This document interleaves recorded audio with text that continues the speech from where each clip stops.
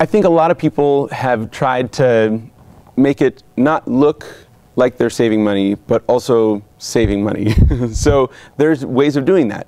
There are certain flowers and there's certain ways of constructing a centerpiece that will make it look like it was a design choice, because it could be a striking look, but it can also be inexpensive, and there's ways of going about that. And for us, because florals is a big part of the event, it's going to make the whole look of the room, depending on the event, but it's really only one piece of the puzzle as well. We can kind of share in the budget. We don't need the florals to be necessarily, giant, huge things, because we're just a florist. We're trying to achieve the client's goals with them and help them realize what they're envisioning. So if we, make the centerpiece be more reasonable, and that can save them money there, and then they can kind of put some of the other funds towards the other elements that they're trying to incorporate and get into their event, then it's no problem for us. We just, as long as they're happy and as long as we're not, giving things away for free.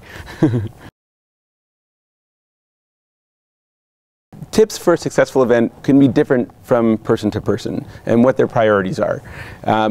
If someone walks in, like I met with someone yesterday, and they came in and they said, I want everything to be beautiful, but I want everyone to walk away saying, I had a great time. So to me, automatically, I think we need to do the right band or the right DJ or whatever the right music is going to be, because we want to set everything up and make it so it's looking good. We want to make sure that the food is not going to be tasting bad. But when they walk away saying, I danced and all I remember is just being on the floor, I would say having alcohol and having good music in that kind of a scenario are higher on the list than maybe a napkin band. If we can save money on the napkin bands and put some of that money towards the band, the dance band, then that's going to be better.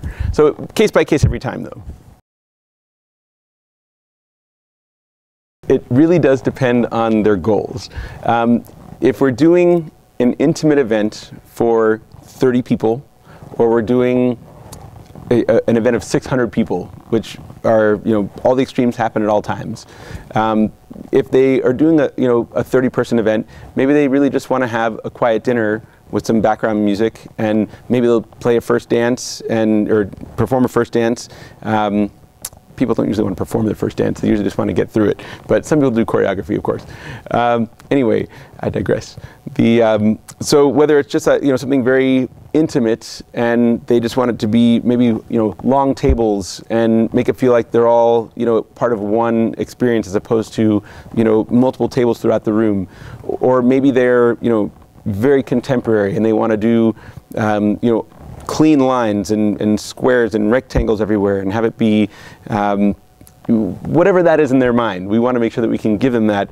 And the beautiful thing is, of course, we have all those things in our inventory, so it's a matter of knowing what is possible and feasible and what might make it the most conducive. Sometimes people will give us conflicting requests. They'll say, I want to do clean lines, but I want to have maybe a centerpiece that is cascading, and they don't necessarily know that they're conflicting in what they're asking. Doesn't mean that they can't happen and we can't massage it so that they look good together, but we'll try and help guide people to make that as smooth as it can be.